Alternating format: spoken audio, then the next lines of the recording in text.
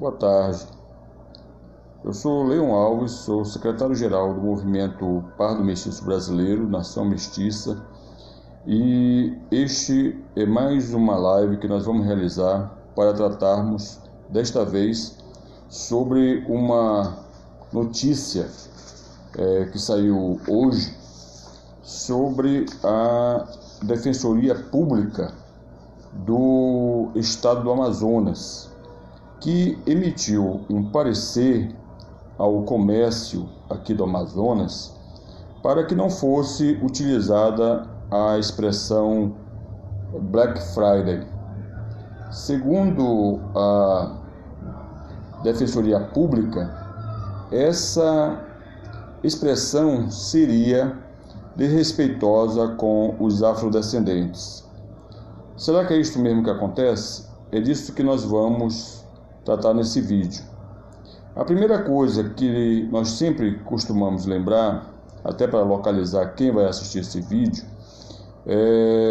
primeiro, é que existe uma ideologia chamada negrismo, e essa ideologia visa transformar os pardos em negros. E essa ideologia ela faz parte de um processo de doutrinação social, no qual eles procuram impor à sociedade certas ideias, certos conceitos de grupos minoritários mais poderosos.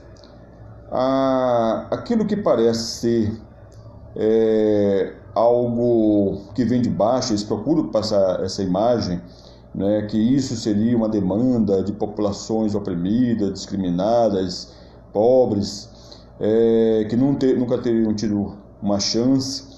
Quer dizer, é essa a imagem que normalmente é passada, mas a realidade é bem outra. A realidade é que essas ideologias, elas são ideologias totalitárias, ideologias autoritárias, ideologias mantidas, normalmente sustentadas por grupos que não convivem bem com a diversidade de ideias, com grupos que têm uma ideologia de censura, grupos com ideologia comunista, com ideologia fascista, com ideologia nazista, com ideologia vervoerdista, indigenista, são grupos autoritários.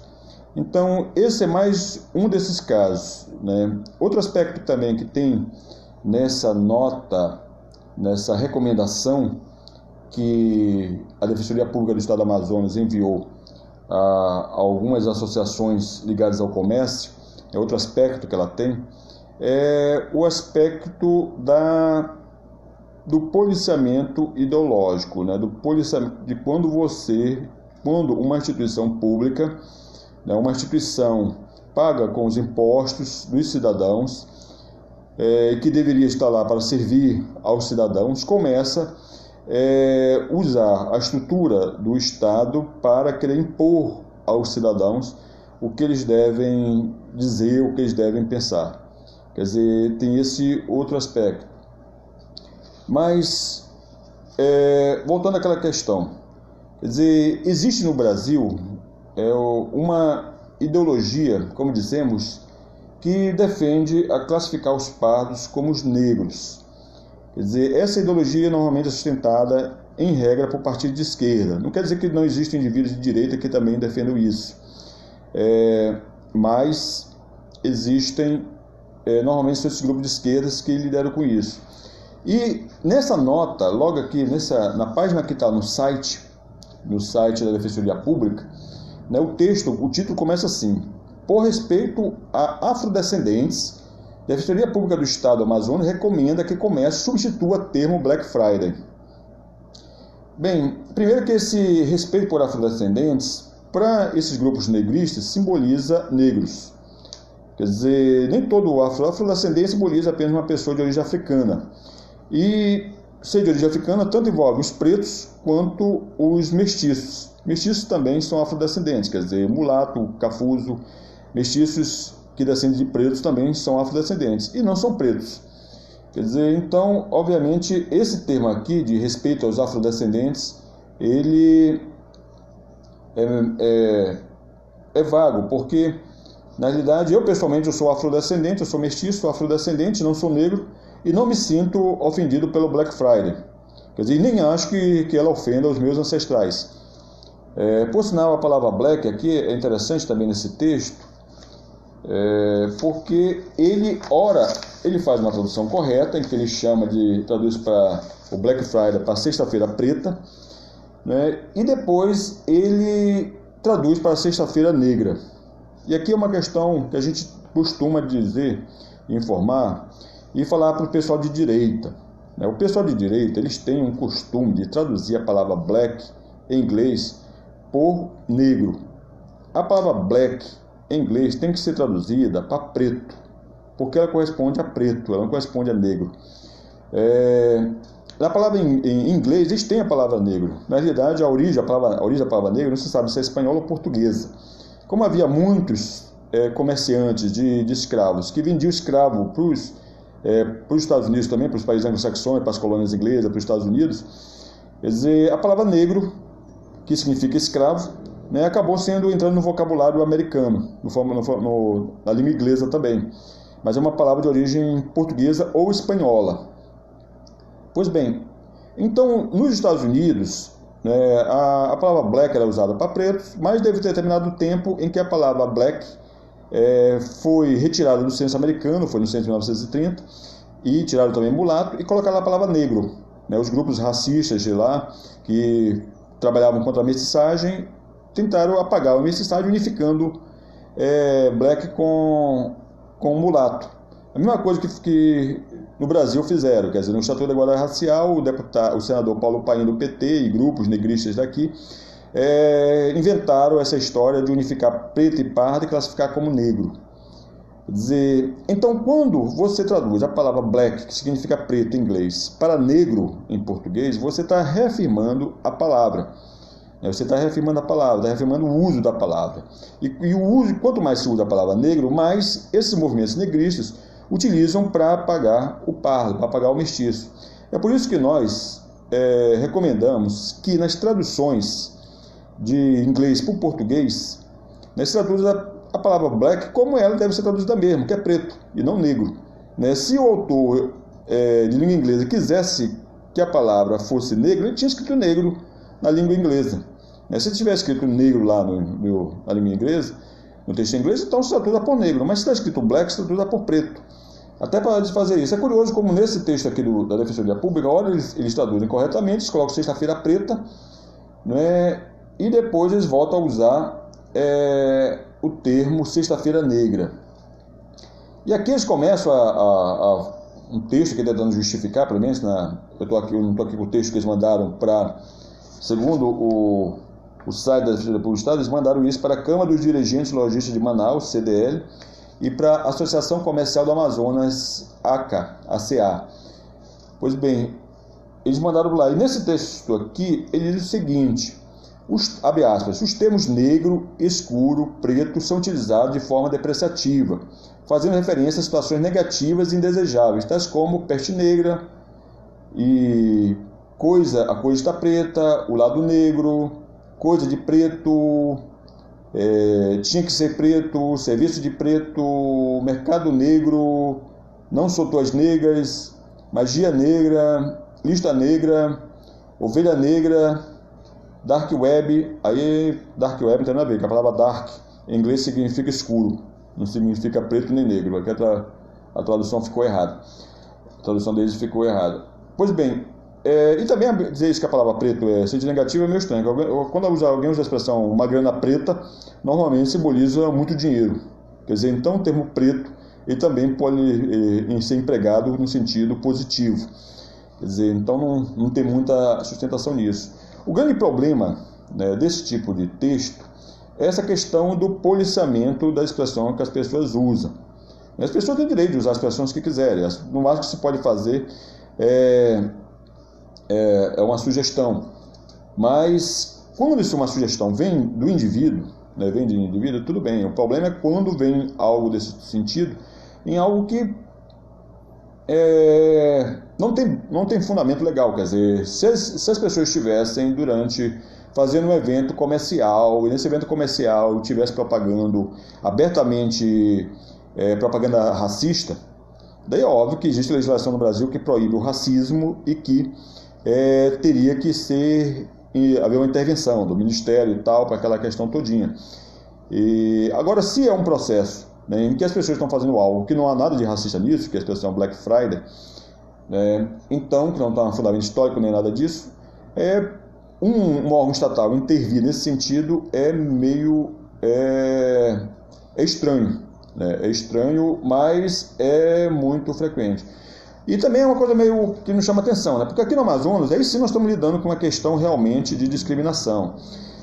Você aqui no Amazonas está vendo o processo de eleição para o Conselho Estadual de Promoção da Igualdade Racial do Estado do Amazonas. E nesse conselho existem 13 vagas para a sociedade civil, e dessas 13 vagas, a Secretaria de Estado de Justiça do Estado do Amazonas reservou 9 vagas para organizações ligadas a movimentos negros, e uma vaga apenas para mestiço e uma vaga só para caboclo.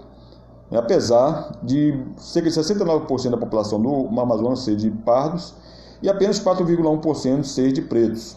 Quer dizer, estranhamente, nós não vemos aqui a Defensoria Pública fazendo esse tipo de observação. E também tem algo que chama atenção. Por que uma notícia como essa ganhou tanta difusão na mídia? Quer dizer, de uma hora para outra, você vê jornais, de diversos jornais do Sul, do Sudeste, noticiando um fato acontecido no Amazonas. Quer dizer, aqui no Amazonas a gente publica no site do Nação Mestiça notícias sobre discriminação racial contra mestiço, contra pardo, que ocorre aqui, seja de problemas com movimentos negros, ou problemas com negristas, seja problemas com indigenistas também, que ficam expulsando mestiço, racismo indigenista contra mestiço. E nós não vemos isso aparecer na Folha de São Paulo, na Globo, no Estadão, não vemos esse tipo de notícia aparecer. Quer dizer, a coisa fica, no momento, uma notícia como essa, aparece em todos os jornais. Quer dizer, o que indica que existe, por trás disso, um sistema de troca de informação. Quer dizer, é uma coisa feita para causar impacto na sociedade. Quer dizer, é uma mídia que ela está articulada para fazer todo esse tipo de divulgação daquilo que interessa e daquilo que não e não divulgar aquilo também que não lhes interessa. No caso, também aqui que é bom a gente destacar, de outro exemplo, depois eu vou fazer até um vídeo que seja mais extenso para essa questão, do que houve, por exemplo, na criação de cotas para o fundo partidário e o fundo especial de financiamento de campanha. A gente vê aqui outra situação em que você vê a linguagem negrista entranhada nas instituições. Houve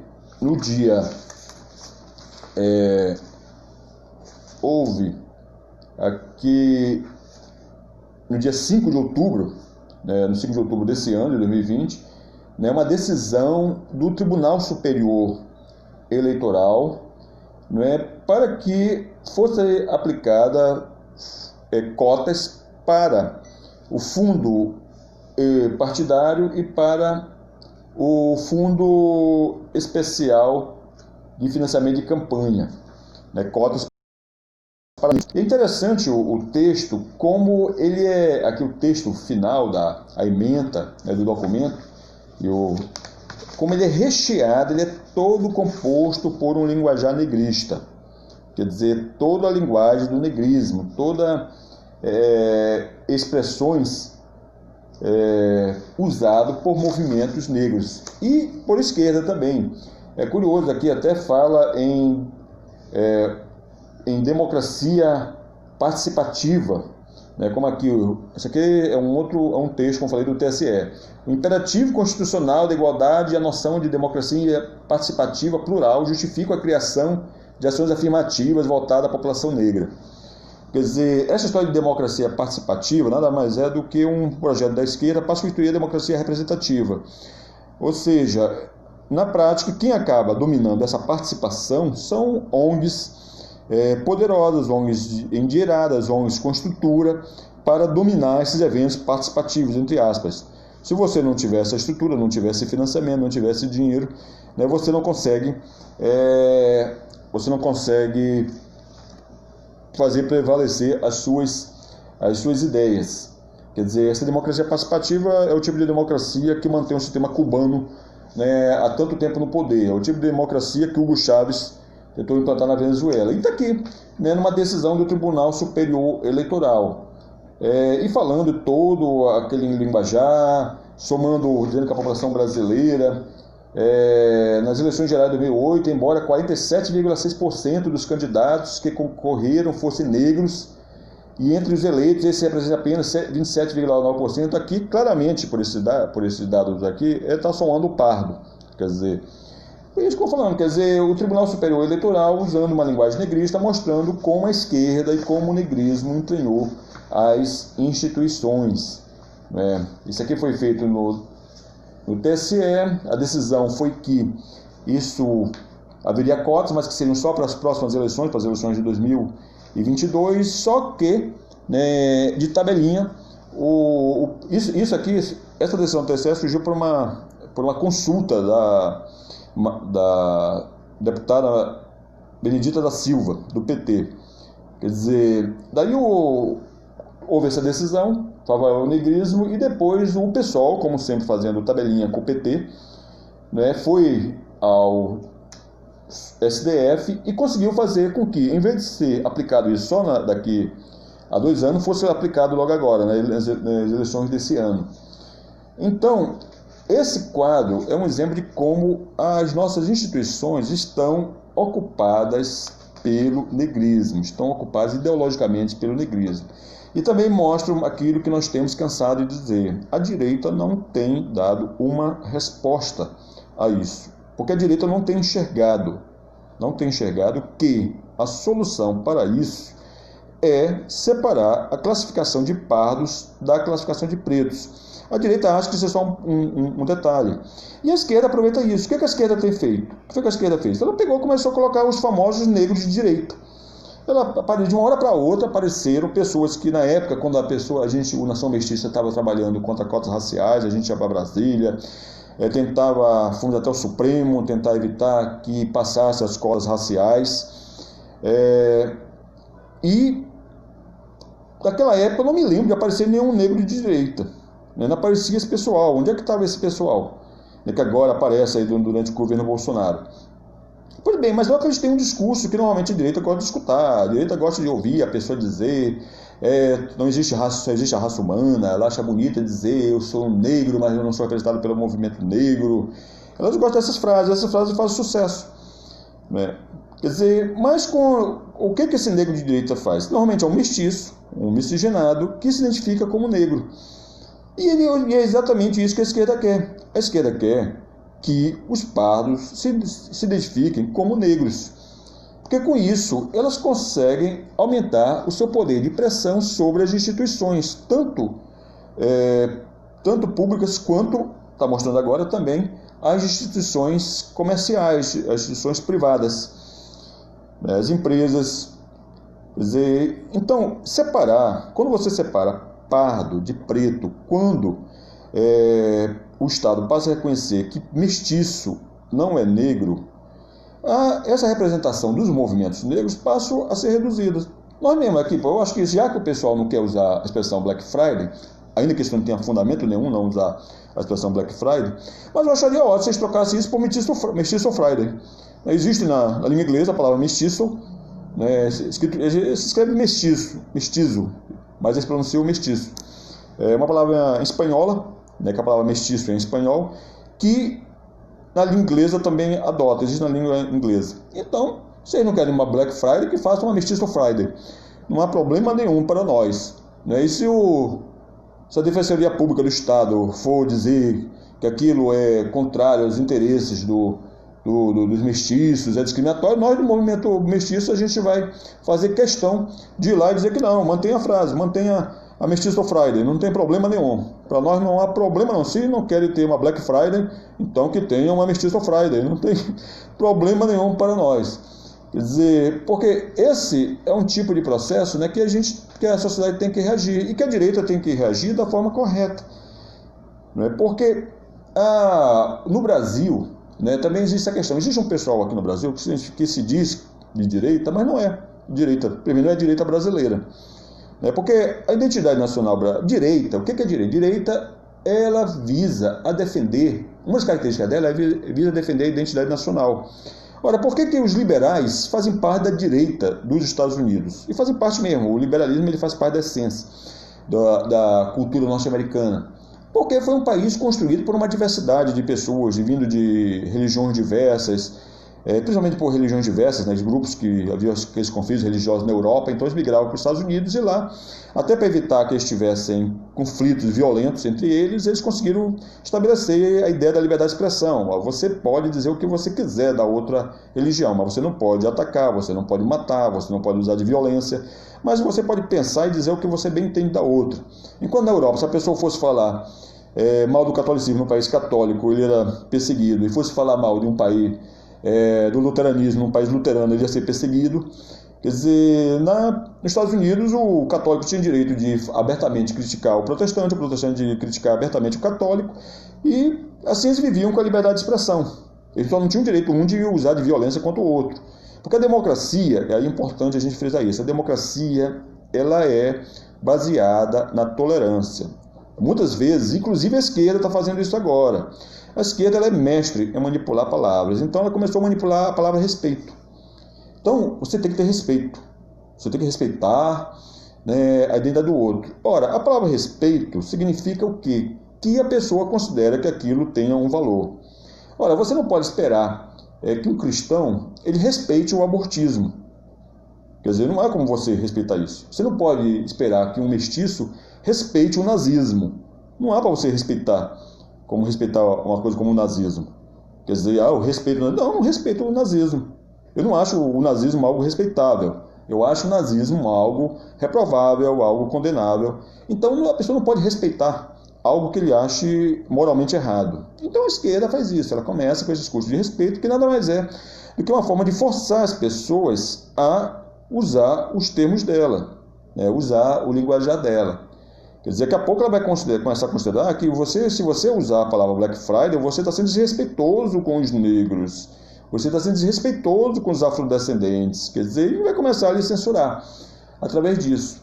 Quer dizer, então, a democracia ela é baseada na tolerância. Quer dizer, eu posso não concordar com uma coisa, eu posso achar aquilo péssimo, eu posso achar aquilo reprovável, mas eu sou obrigado a tolerar isso, né? Tolerar. Quando uma sociedade ela não tolerar algo, ela proíbe. Que é o caso, por exemplo, no caso do nazismo. Por exemplo, no Brasil, a nossa legislação proíbe o nazismo. Então, nós não toleramos o nazismo. O nazismo tem que ser reprimido mesmo. Quer dizer, então essa é a diferença entre respeito e tolerância. Então, nós temos que tomar muito cuidado com essa questão, que a esquerda ela é mestre nisso, ela é mestre em manipular palavras. E a direita, infelizmente, ela acaba se encantando, né, pelo canto da sereia da esquerda. A direita agora pegou esse costume de fazer o de direita, né, versão. Criaram um negrista de direita. O negrismo ficou todo o tempo apoiando os partidos de esquerda, o negrismo ficou todo o tempo apoiando o PT, o PCdoB, esses partidos aí.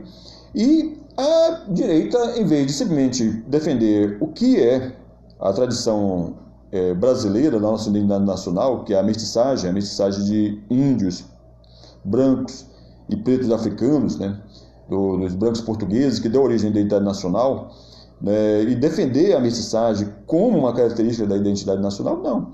Ela começou a tentar adotar um método imitar os Estados Unidos, em que existe lá, em que criaram lá os negros de direita, os pretos de direita, né? Quer dizer, usando um modelo, por sinal, que até lá mesmo é uma coisa criada no século XX, quer dizer que no passado havia uma estrutura um pouco diferente. Pois bem, então é isso o que acontece. Então a direita brasileira ela tem que saber que, se ela não tomar medidas contra isso, eventos como esse do Magazine Luiza, eventos como esse da Defensoria Pública do Estado de Manaus, né, e muitas outras coisas desse tipo virão pela frente. E para ela enfrentar isso, ela precisa entender, ela precisa quebrar o núcleo disso. O núcleo disso é a classificação dos pardos como negros. Pardo é pardo, pardo não é negro, pardo não é preto. pardo é pardo. Só que é preciso que isso seja modificado na legislação. E aí surge, cadê os nossos legisladores para fazer isso? Cadê o pessoal da direita para falar disso? Não adianta ficar em elogio, porque aqui no Brasil também tem muito disso. Se elogia muito a mestiçagem, mas se valoriza pouco. Tem coisas que elas são... É uma ironia, né? Tem coisas que elas são mal faladas, né? São condenadas veementemente, mas são valorizadas. Por incrível que pareça, a maconha no Brasil é um exemplo disso. No Brasil é impressionante. No Brasil se fala mal da maconha, né? Mas ela é muito valorizada, tanto próprio que ela tá um bocado de gente aí defendendo a maconha, fazendo campanha de liberação, né? Fazendo toda uma estrutura, movimentos, sites, camisetas, né? Tem um bocado de gente aí se mobilizando para que a maconha seja liberada, né? E apesar dela ser tão mal falada, quer dizer, as pessoas aqui no Brasil elas se mobilizam para isso. Quer dizer, e eu esclareço logo que eu sou contra a liberação da maconha, da legalização do uso da maconha, para qualquer uso, né, da maconha. Mas é isso, quer dizer, a maconha é exemplo disso. E a mestiçagem acontece o contrário. A mestiçagem é interessante ver política elogiando, porque o Brasil é um país mestiço, um Brasil de todas as raças. A Dilma, que demarcou terra indígena para expulsar pardo, dizia que ela era pardinha. Né? O PT fazia vídeo falando, até o Lula declamou um poema de Gilberto Freire sobre a mestiçagem. Quer dizer, elogiar a mestiçagem de boca para fora é muito fácil. Agora, defender a mestiçagem, mudar a legislação, isso sim é valorizar. Isso sim é valorizar. Quer dizer, de elogio para a mestiçagem, nós do movimento mestiço, nós conhecemos muito bem. Nós estamos cansados de ir para locais em que umas coisas que a pessoa chega lá, não, eu sou mestiço. Ninguém mais mestiço do que eu, minha mãe era isso, meu avô era aquilo, né, aquela coisa todinha, mas chega na hora H, às vezes a pessoa até se volta contra a gente. Né? E até nesse tipo de caso que a gente está tendo aqui no Amazonas, quer dizer, aqui no Amazonas, quando chega a campanha eleitoral, começa a aparecer os caboclos de campanha.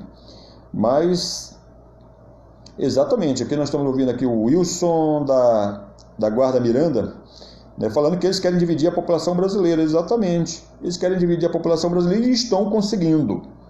Estão conseguindo dividir a população brasileira porque eles sabem analisar a estrutura social. Se é uma coisa que a gente tem que reconhecer na esquerda, uma qualidade dela, é que ela tem uma grande capacidade de análise. E muitas vezes as críticas, a análise da esquerda é correta, muitas vezes. O problema é que naquilo que ela acerta, né, ela usa para uma má finalidade. Ela não usa para resolver o problema, ela usa para se alimentar do problema. Quer dizer, se a esquerda ela fizer uma análise sobre racismo, né, correta, ela não vai utilizar essa análise para eliminar a questão do racismo. Ela vai usar essa análise para como se alimentar dela. Quer dizer, em vez de você promover a mestiçagem, como foi acontecer no Brasil, quer dizer, a mestiçagem vai eliminando o racismo, porque todo mundo acaba sendo um parente do outro. A grande questão da mestiçagem é isso, não é questão de você você criar uma espécie de super-homem mestiço, não existe essa ideia. A ideia da mestiçagem é você criar parentesco. É o que os índios faziam, com o cunhadismo. Quer dizer, se eu dou uma índia para ela casar com um português, com um branco, o filho, ele vai se tornar meu cunhado e o filho dele vai se tornar meu parente. Quer dizer, então ele passa a criar um parentesco. Isso é mestiçagem, você cria parentesco. E com criando parentesco você resolve o problema. Mas a esquerda não quer isso. A esquerda ela pega e tal, vai criar um conselho nacional. Nesse conselho nacional ela vai colocar a ideologia negrista, que vai ser preciso cotas, vai preciso um espaço reservado para os negros se identificarem entre si, como tem lá em Brasília, tem uma sala lá, que é o núcleo, parece que de diálogo, não estou me lembrando do termo, mas uma sala que existe lá para a convivência dos negros, entre aspas, né? Quer dizer, então é isso que acontece. Quer dizer, a esquerda ela faz análise e aplica essa análise para o interesse dela. O problema é que a direita não tem feito isso. O que a direita tem feito às vezes é criar uma versão de direita. Ela pega aquilo ali que é da esquerda e faz uma versão de direita, como falando da figura dos negros de direita. E agora aconteceu isso. Aconteceu isso. Por exemplo, nós estamos vendo agora recentemente, a gente viu uma pessoa que é muito destacada, que agora é o presidente o presidente da Fundação Palmares, o Sérgio Camargo, ele sugeriu, né, que fosse impugnado uma pessoa de aparência branca que se declarou preto, né, para o TSE, o Tribunal Eleitoral. Ora, se você impugna uma pessoa, para você impugnar uma pessoa dessa, significa o quê? Significa que o Tribunal Superior Eleitoral, repleto de negristas, como a gente vê aqui nesse documento, aqui Tribunal Superior Eleitoral, né, vai começar não só a analisar uma pessoa de aparência branca que se declara preta, ela vai começar a analisar também as pessoas que são pardas, que se declaram como pardas. Quer dizer, ou seja, com essa sugestão de impugnação que o Sérgio Camargo fez no Twitter dele, ele está favorecendo a criação de tribunais raciais no processo eleitoral, que é exatamente o que a esquerda quer, porque a esquerda domina esses grupos. Por que a esquerda domina? Porque ela conseguiu implantar que pardo seria negro. Quer dizer, e que não exista pardo, não exista mestiço. Ou seja, o espaço que seria da direita, que é o espaço do mestiço, que está ligado à identidade nacional, a esquerda apagou. E a direita fica olhando nuvens. Quer dizer, não percebe o que está se passando e não percebe o que está aí. Que a solução para desmontar esse tipo de coisa é valorizar o pardo e classificar como racismo, classificar pardo como negro, né? Porque o objetivo de classificar pardo como negro, é racismo. Por quê? Primeiro, porque você está tendo a ideia de que ser de raça, porque preto é raça, seria superior a ser mestiço. É a ideia que a gente colocamos, a ideia que muitas pessoas têm, que o cão de raça é maior que o vira-lata, né? É mais valorizado que o vira-lata. Então, o pessoal trazem isso para a questão humana. Então, eles acham que ser de raça, ser negro, é superior a ser mestiço. Quer dizer, tem esse aspecto. Tem outro aspecto também, né, que é do imperialismo africano, porque nós, os pardos, nós, os mestiços, somos nativos. Nós somos nativos, porque nós descendemos de índio. E nós estávamos aqui, até antes de haver pretos no Brasil, já havia pardos. Então existe um elemento de imperialismo africano. Mas muitas pessoas acham que deixam isso passar. Então existem elementos de como você desfazer isso, de como você mostrar o caráter disso. Estão perguntando aqui, o Wilson está perguntando se existe racismo reverso ou não. Existe. Existe racismo reverso. Existe racismo reverso contra branco, né? Existe racismo reverso contra mestiço.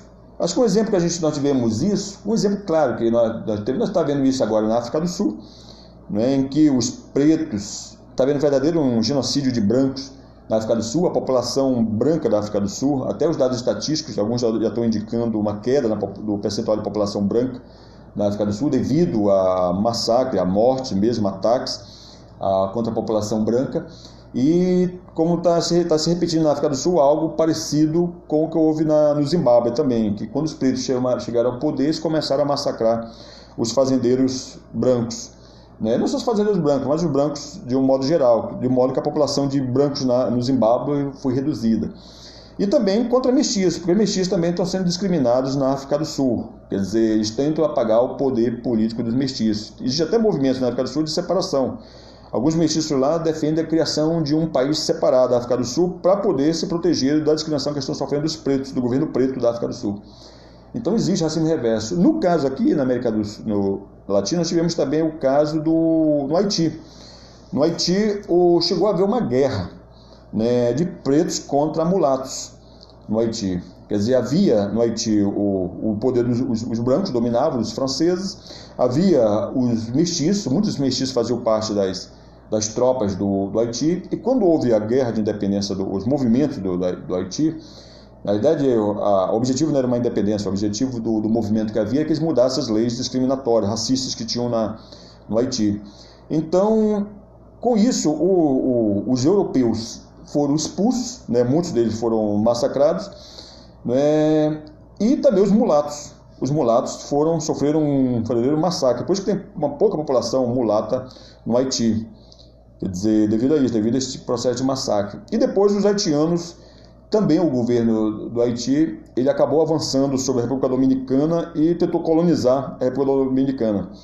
Quer dizer, de colônia, se transformou em colonizador da República Dominicana. Quer dizer, então existe sim esses processos de racismo reverso, né? Agora, algo que... E curioso também, também no Haiti se fez lá o que aconteceu também no Brasil. O governo do Haiti, o governo preto do Haiti que tomou o poder, ele classificou todos os mestiços de lá também como sendo pretos. Quer dizer, houve um apagamento. Eles fizeram a mesma coisa que os racistas fizeram nos Estados Unidos e que os racistas também fizeram aqui no Brasil, de classificar pardo como negro. Quer dizer, isso é uma questão importante. Agora, o modo de enfrentar isso é qual? É pela mestiçagem. Porque a mestiçagem ela é uma prova dos 9. Ela faz com que você, sabe, realmente você é contra o racismo? Sou.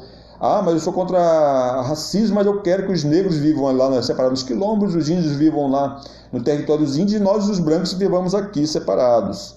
Quer dizer, então isso é hipocrisia. Quer dizer, na mestiçagem que você vê se o racismo, se a pessoa é antirracista de boca para fora ou não. Porque é mais perigoso. É mais perigoso um racista, em certo sentido, um racista que fica fingindo que não é racista e fica separando o pessoal em território de quilombo, território exclusivo para índio, ou território para branco, como o PT queria fazer também, quer dizer, do que um racista logo, um nazista que é assumido, que diz logo que ele é racista, o pessoal da Ku Klux Klan diz racista, assim você sabe que o cara é racista, ele assume e você está consciente, mas quando um racista finge que não é, a coisa é muito mais complicada, porque as pessoas acabam, às vezes, caindo nessa história de negro de direita. O sujeito, ele é mestiço, daí ele renega que é mestiço e diz que é negro, mas depois ele diz que ele é tolerante com os mestiços. É meio estranho isso, né? Quer dizer, é uma coisa meio estranha isso. Quer dizer, porque preto, quem é preto? Preto é quem só descende de preto. Isso é uma questão também que vem do coisa. Essa ideia de classificar a pessoa por aparência é coisa. Preto é quem só descende de preto, como branco é só quem descende de branco. Se você tem aparência de branco, mas você tem um ancestral que não é branco, você não é branco. Você é um mestiço de aparência branca. Se você tem aparência de preto, mas você não tem um ancestral que não é preto, você não é preto. Você não é da raça preta, você apenas tem a sua aparência. Você pode até ter mais a origem branca do que preto, ou mais a origem índia. O caso clássico ficou do Neguinho da Beija-Flor. Que ele tem mais origem branca do que preto, quer dizer, ele é mais branco do que preto. Quer dizer, então é isso, só que é preciso então desmontar isso que está aí.